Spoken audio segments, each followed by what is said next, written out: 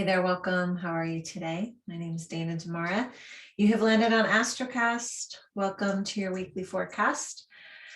This is the weekly forecast from today, May 9th through the 15th. Now, lots going on. So I'm going to keep this one simple. The theme of the week is new beginnings. And I chose new beginnings as opposed to rebirth, because with the full moon coming up, it's going to feel like a little bit of a rebirth. So this week in the stars, what we have happening is actually starting tomorrow, May 10th, Mercury retrograde. Mercury goes into retrograde in the sign of Gemini. Super happy here, right? Mercury loves Gemini, air signs, all about day-to-day, all about the lower mind, kind of how we process information, right?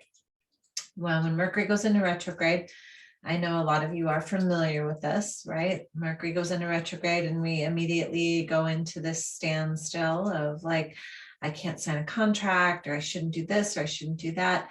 But instead of thinking in that way, I want you to instead refine your ways of communicating, which means maybe before you quickly respond on your phone or even to an email, take a pause, a breath, drop in, ask yourself, is this really what I desire? Is this really how I want to respond, right? If there's any possible way you can hold off on turning in some sort of important paperwork, for example, if you can put it off, great, go ahead and do it. Got to wait till about June 2nd or June 3rd when Mercury goes direct in the sign of Taurus, which will be beautiful, grounding, super powerful energy. But don't pause just because Mercury's in retrograde. Like, keep going about your life. Just attune your energy a little bit to a higher listening skill, if you will.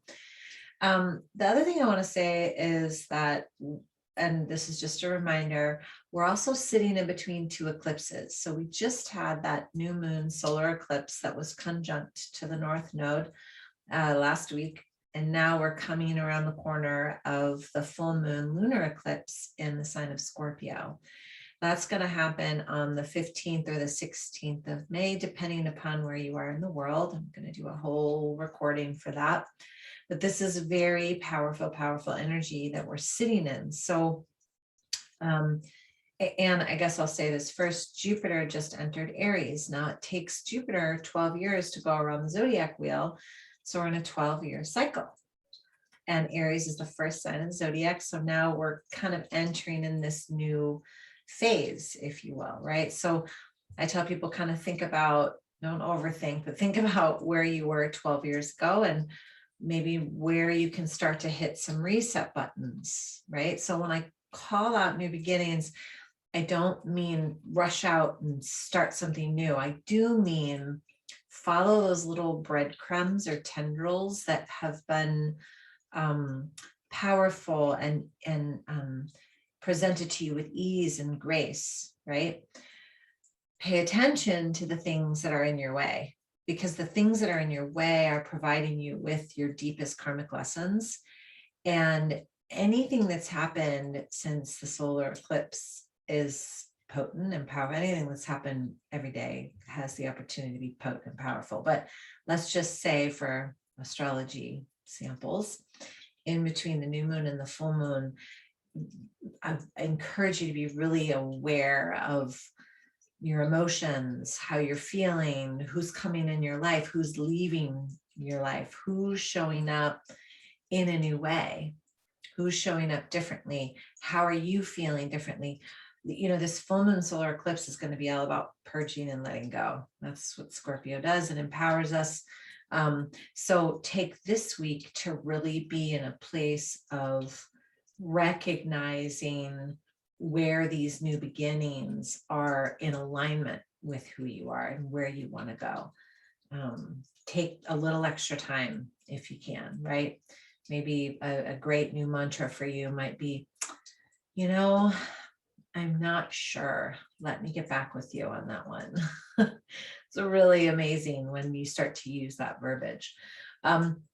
Again, I'm going to go ahead and I'm going to send over a whole reading for the full moon lunar eclipse that happens on the 15th and the 16th, depending upon where you are in the world. And until then, I would say just take good care of yourself. Reach out to me if you have any questions. I would love to support you on your journey. I just created a new page that's linked to my website. It's called myastrocast.com.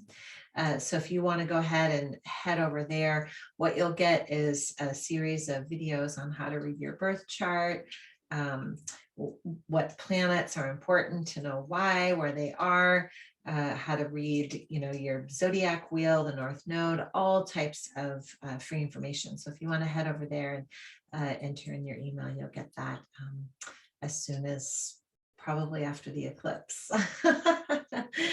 Anyway, I hope you're having a great day. Again, if you want to get a hold of me, my name is Dana Demara, and you can just find me on the web, danademara.com. Hopefully you're having a great day, and we'll talk soon. Take care. Namaste.